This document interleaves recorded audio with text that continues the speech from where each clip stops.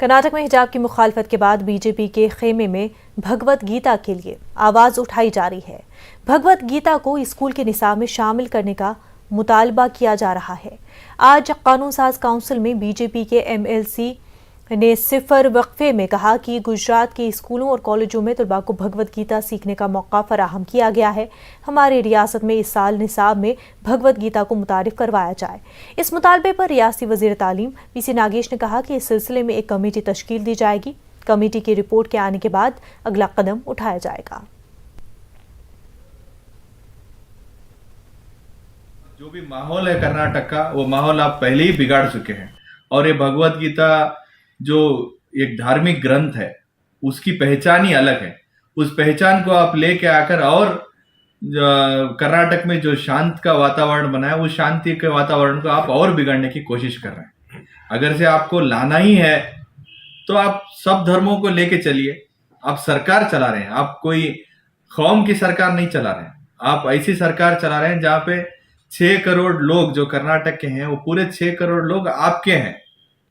आप बीजेपी सरकार बना दिए, इसका मतलब ये नहीं कि आपकी हिंदू सरकार है। आप अगर आपका जिम्मेदारी बनती है कि आप सब कौम के बच्चों को सही तरीके से इल्म दें और उनको सही तरीके से बताएं कि कौन से धर्म में क्या है। अगर से आपको बताना ही है, आप भगवत गीता भी लेके आइए, कुरान भी लेके आइए, बाइबल भी लेके आइए, सिख धर्म का जो है वो ग्रंथ भी लेके आइए।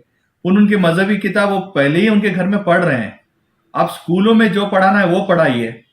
अब धार्मिक ग्रंथ लेके आके बच्चों का दिमाग क्यों खराब कर रहे हैं? पहले ही आप दिमाग खराब कर चुके हैं हिजाब के मामले में, और ये लेके आकर और भी खराब कर कर आप सिर्फ पोलराइज करने का काम कर रहे हैं। वो हमारे कर्नाटक में नहीं होगा। आगे आने वाले इलेक्शन में इंशाल्लाह जरूर व जरूर आपको कर्नाटक की जनता बहुत सही तरीके से आपको सबक सिखाने वाली। हिजाब पर कर्नाटक हाईकोर्ट का फैसला मजहब इस्लाम के खिलाफ है। बेंगलुरु में कायनात अदब के नातिया मुशायरे के मौके पर उलमाए किराम ने इन ख्यालात का इजहार किया। मारूफ आलमदीन मौलाना हनीफ अफसर अजीज़ी ने कहा कि कुरान में हिजाब और पर्दे का जिक्र मौजूद है।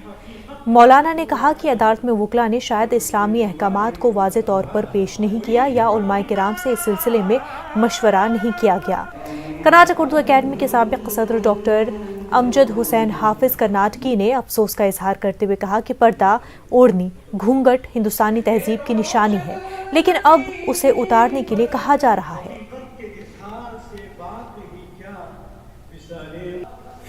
बदकिस्मती या हमारी भूल कि हमने उलमा से, मुफ्तियान किराम से राब्ता नहीं किया।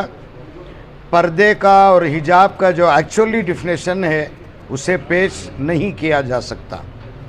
अगरचे के कुरान में हिजाब का साफ लफ्ज़ है, वइज़ा सअल्तुमूहुन्ना मतान फस्अलूहुन्ना मिन वराई हिजाब, ये कुरान का लफ्ज़ है। जहाँ तक जिल्बाब का तस्करा है, अल्लाह ताला फरमा रहे हैं युदनीना अलैहिन्ना मिन जलाबिबिहिन। बाहर बेपर्दगी के साथ जो निकला जा रहा है या हमारी बच्चियां निकलती हैं, कुरान साफ कह रहा है वक़रना फ़ी बुयूतिकुन्ना वला तबर्रजना तबर्रुजल जाहिलियतिल ऊला। जगह जगह कुरान कह रहा है। अगर सही मानों में इसका डिफिनेशन दिया जाता तो मैं समझता हूं कि ये हालात नहीं आते जो हमारे सामने आए हैं। ये हम लोगों को इस तरह कोर्ट ले जाने की ज़रूरत नहीं, वो बच्चियां कम से कम खामोश हो जाते। अब इतना इसे खामोशी के साथ ये सब मसले हल हो जाएंगे। हम हिजाब नहीं बल्कि सिर्फ सर पे जो ताज था उसके मोहताज हैं।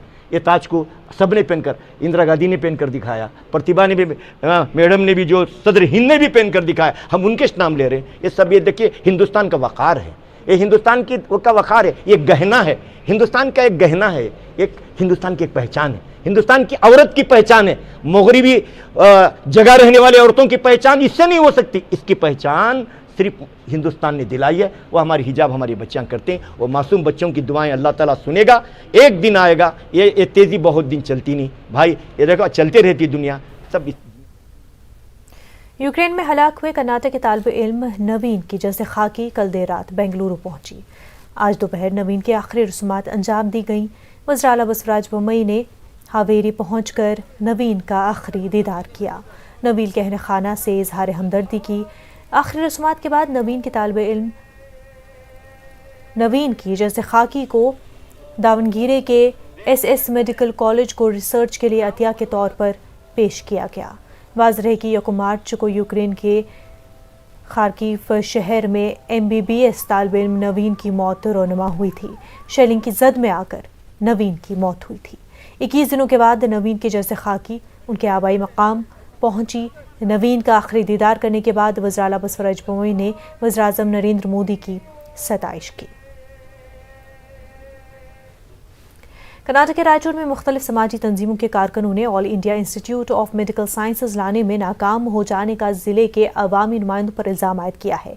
एम्स होराटा समिति के नाम से मुख्तलिफ समाजी तंजीमों की joint action committee all India institute of medical sciences के ताल्लुक से एक प्रेस कॉन्फ्रेंस मुनक्किद की गई, जिसकी क़यादत मारूफ समाजी जहदगार बसवराज गलसा ने की। इस मौके पर एम्स होराटा समिति ने कहा कि एम्स की तरह तरक्याती मंसूबों में इब्तिदा से हो रही रायचूर जिले को नज़रअंदाज किया जा रहा है और जिले के अवामी नुमाइंदे ऐवानों में आवाज नहीं उठा रहे हैं। इतने सालों से आज तक भी हमारे पब्लिक रिप्रेजेंटेटिव्स कोई भी इसके बारे में वहाँ पर बात नहीं की गई, इसके बारे में डिमांड नहीं किया गया। और जो मोमेंट ये पब्लिक जो मोमेंट हो रहा है, ऐसे मोमेंट पब्लिक रिप्रेजेंटेटिव्स करना चाहिए था। रायचूर हर लिहाज से पिछड़ा हुआ है। यहाँ पर इरिगेशन वाटर आज तक नहीं मिला क्योंकि हम टेल एंडर्स हैं। और कल्याण कर्नाटका जो इससे पहले जो हैदराबाद कर्नाटका के लिए कुछ स्पेशल फंड आया था आर्टिकल 371J की वजह से, उसमें भी हमें डेवलपमेंट बहुत कम मिले बनिस्बत जो भी डेवलपमेंट लिया वो गुलबर्गा ने लिया।